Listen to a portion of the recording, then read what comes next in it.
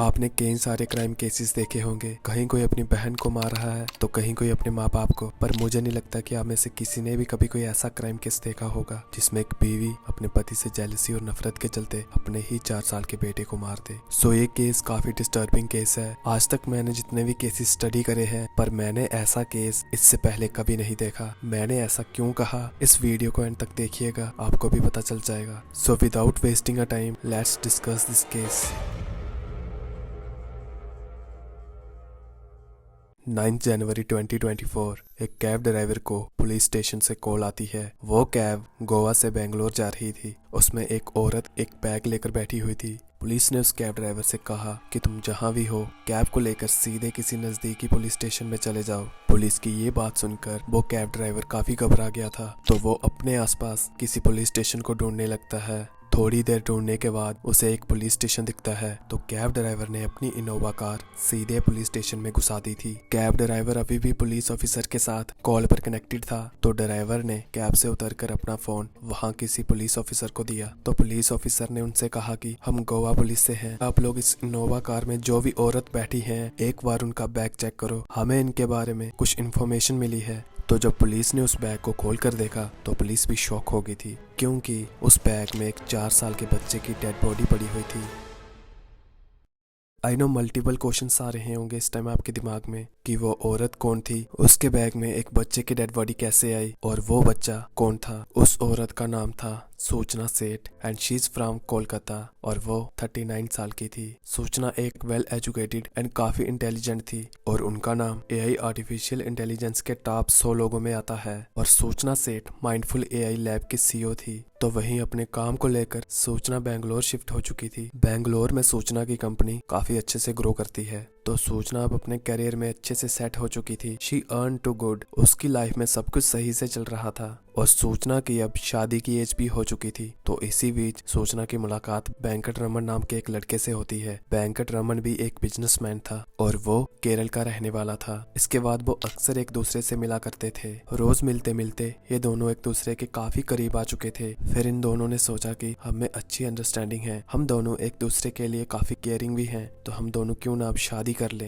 फिर 2010 में दोनों ने शादी कर ली थी। शादी के बाद ये दोनों एक दूसरे के साथ काफी खुश थे। इनकी लाइफ पहले से भी काफी अच्छी हो चुकी थी। शादी के 9 साल के बाद सूचना और वेंकट रमन को एक बेटा हुआ था। बेटा होने के बाद इनकी हैप्पीनेस डबल हो चुकी थी, पर ये हैप्पीनेस कुछ ही सालों तक की थी। तो वहीं अब 2020 आ चुका था, तो दोनों मियाँ बेबी में अब झगड़े होना शुरू हो गए थे। एक स्टेज पे इन दोनों के झगड़े इतने बढ़ चुके थे, फिर दोनों ने एक दूसरे से सेपरेट होने का डिसीजन लिया। तो दोनों अब अलग अलग रहते थे। सेपरेट होने के बाद उनका बेटा सूचना के साथ ही रहता था। तो वहीं रमन को अपने बेटे से काफी प्यार था। वो हमेशा अपने बेटे से मिलने की कोशिश करता था, पर सूचना रमन को अपने बेटे से नहीं मिलने देती थी। तो फिर दोनों ने डिसाइड किया कि हम दोनों डाइवोर्स ले लेते हैं, क्योंकि इनमें झगड़े इतने ज्यादा बढ़ चुके थे कि ये चाहकर भी साथ नहीं रह सकते थे। तो दोनों ने डाइवोर्स केस कोर्ट में फाइल कर दिया। तो वहीं वेंकट रमन ने डाइवोर्स के साथ साथ बच्चे की कस्टडी की भी कोर्ट में अपील की थी। 2-3 साल तक दोनों का केस कोर्ट में चला और दिसंबर 2023 में इन दोनों का डाइवोर्स हो चुका था। पर लॉ के हिसाब से कोर्ट ने बेटे की कस्टडी सूचना को दे दी थी, पर कोर्ट के डिसीजन में ये भी था कि रमन एक बार अपने बेटे से वीकली मिल सकता है। तो कोर्ट के अनुसार सूचना वेंकट रमन को अपने बेटे से मिलने से नहीं रोक सकती। पर सूचना को कोर्ट का ये डिसीजन पसंद नहीं आया, क्योंकि सूचना को अपने पति से बेहद नफरत हो चुकी थी और वो अपने बेटे पर वेंकट रमन का साया भी नहीं पड़ने देना चाहती थी। और जब भी वेंकट रमन अपने बेटे से मिलता था तो वो बेहद खुश होता था। तो वेंकट रमन को खुश देखकर सूचना को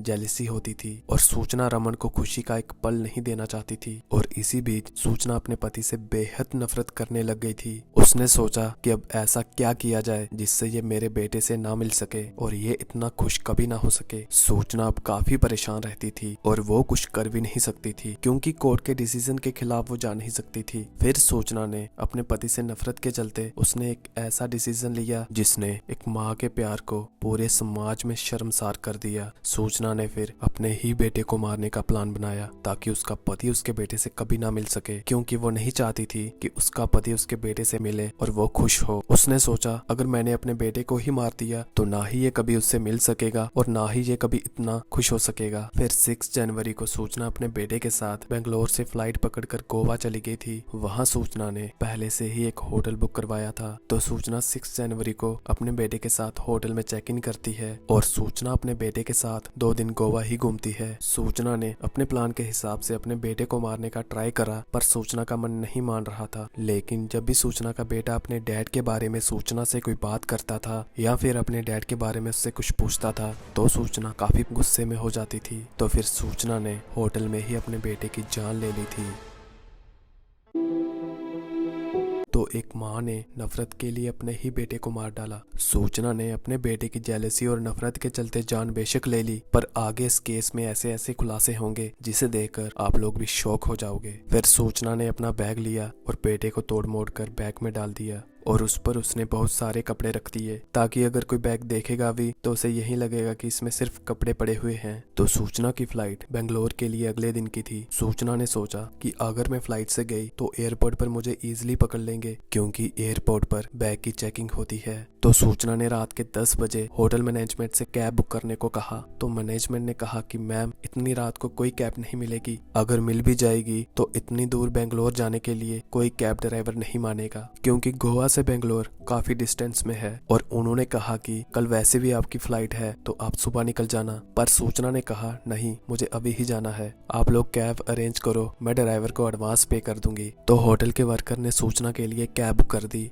और रात के 1 बजे सूचना ने होटल से चेकआउट करा और बैग लेकर बाहर चली गई। तो उसने कैब ड्राइवर को बैग कैब में रखने को कहा। तो जब कैब ड्राइवर उस बैग को उठाने लगा उसे वो बैग काफी भारी लगा। उसने सूचना से पूछा कि आपका बैग काफी भारी है, क्या डाल रखा है इसमें? सूचना ने सिंपली उसे रिप्लाई दिया, कुछ नहीं, बस कपड़े वगैरह हैं। तो कैब ड्राइवर बैग को कैब में रखकर बेंगलोर के लिए निकल पड़ता है। अब सूचना को सफर करते हुए सुबह हो चुकी थी। तो अब 9 जनवरी आ चुकी थी। जिस होटल में सूचना रुकी हुई थी उस होटल का स्टाफ सभी खाली कमरों की सफाई करने लगे थे। तो जब स्टाफ का एक वर्कर सूचना के रूम में जाता है उसे वहाँ फर्श पर खून की कुछ बूंदें दिखती हैं। तो वो वर्कर ये बात सीधे होटल मैनेजर को बताता है। तो जब होटल मैनेजर ने खुद वहाँ जाकर चेक करा तो मैनेजर को भी डाउट होने लगता है। तो वो मैनेजर भी सोचने लगता है कि आखिर वो निशान किसके थे। फिर मैनेजर के दिमाग में ये बात आती है कि जो सूचना सेठ नाम की औरत यहाँ रुकी हुई थी उसने जब होटल में चेक इन करा था तो उसके साथ एक बच्चा था, पर जब उसने चेकआउट करा उसके साथ वो बच्चा नहीं था। तो मैनेजर ने रिस्क ना लेते हुए सीधे पुलिस को इन्फॉर्म करा और पुलिस भी मौके पर वहाँ पहुँच गई थी। तो पुलिस ने जब रूम में चेक करा तो सच में वहाँ ब्लड के निशान पड़े हुए थे। तो पुलिस ने मैनेजर से सब कुछ पूछा कि यहाँ कौन रुका था। तो मैनेजर ने सूचना के बारे में सब कुछ बताया कि उसकी नेक्स्ट डे की फ्लाइट थी, पर सूचना रात को ही कैब करके यहाँ से चली गई थी और वो काफी जल्दी में थी। और साथ ही में मैनेजर ने पुलिस को ये बताया कि सूचना आई तो अपने बेटे के साथ थी, पर जब वो यहाँ से गई तब बच्चा उसके साथ नहीं था। तो पुलिस भी फौरन एक्शन में आती है और होटल का सीसीटीवी फुटेज चेक करती है। तो सीसीटीवी फुटेज में भी ये कंफर्म हो चुका था कि सूचना जब आई थी उसके साथ एक बच्चा था, पर जब वो वहां से गई तब उसके साथ बच्चा नहीं था। तो पुलिस को लगा अगर ये रात के 1 बजे यहाँ से निकली है तो अभी ये रास्ते में ही होगी। पुलिस ने फिर मैनेजर से कैब ड्राइवर का नंबर लिया। गोवा पुलिस कैब ड्राइवर को कॉल करती है और उससे पुलिस कहती है कि तुम्हारे साथ जो भी औरत बैठी है जरा हमारी उनसे बात करवाना। तो ड्राइवर सूचना को फोन देता है। पुलिस सूचना से पूछती है कि मैम जब आपने गोवा में होटल में चेक इन करा था तब आपके साथ एक 4 साल का बच्चा था, पर जब आप यहाँ से वापिस गए तब आपके साथ बच्चा नहीं था। तो सूचना ने कहा कि मैं अपना बेटा गोवा में ही अपने किसी रिलेटिव के पास छोड़ आई हूँ और थोड़े ही दिन में वापिस आऊंगी और बेटे को साथ ले जाऊंगी। पुलिस ने कहा आपने जिस रिलेटिव के घर अपना बेटा छोड़ा है क्या आप हमें वहाँ का एड्रेस दे सकती हो? तो सूचना ने पुलिस को एक फेक एड्रेस दे दिया। पुलिस ने जब उस एड्रेस का पता करा तो वहाँ इस नाम का कोई घर ही नहीं था। तो पुलिस को गलत एड्रेस की वजह से सूचना पर और ज्यादा शक होने लगता है कि इसने अपने बेटे के साथ कुछ न कुछ गलत कर दिया है। तो वहीं कैब अभी भी बेंगलोर के लिए आगे बढ़ती जा रही थी। अभी उन्होंने आधा ही रास्ता कवर किया था। तो पुलिस फिर से कैब ड्राइवर को कॉल करती है और कैब ड्राइवर से पूछती है कि तुम्हारा फोन स्पीकर पे तो नहीं है ना। तो ड्राइवर ने कहा नहीं सर। पुलिस ने कहा तुम बेंगलोर से अभी कितने दूर हो? उसने कहा सर अभी आधा रास्ता क्लियर किया है। तो पुलिस ऑफिसर कैब ड्राइवर से कहता है कि लिसन टू मी केयरफुली, तुम अभी यहाँ भी हो, कैब को लेकर सीधे अपने किसी नजदीकी पुलिस स्टेशन में चले जाओ और पुलिस स्टेशन में जाकर वहाँ किसी भी पुलिस वाले से मेरी बात करवा देना। तो उस कैब ड्राइवर ने कैसे भी करके पुलिस स्टेशन का पता लगाया, पर उस ड्राइवर ने बेहद ही केयरफुली पुलिस स्टेशन का पता लगाया। इस बारे में सूचना को भनक तक नहीं लगी। तो ड्राइवर ने अपनी कैब सीधे पुलिस स्टेशन में घुसा दी। तो ड्राइवर उतरकर उन ऑफिसर के बात वहाँ एक पुलिस वाले से करवाता है। तो वहाँ पुलिस ने ऑफिसर के कहने पर सूचना का बैग चेक करा और कैब ड्राइवर समेत सभी उस बैग को देखकर शॉक हो गए थे,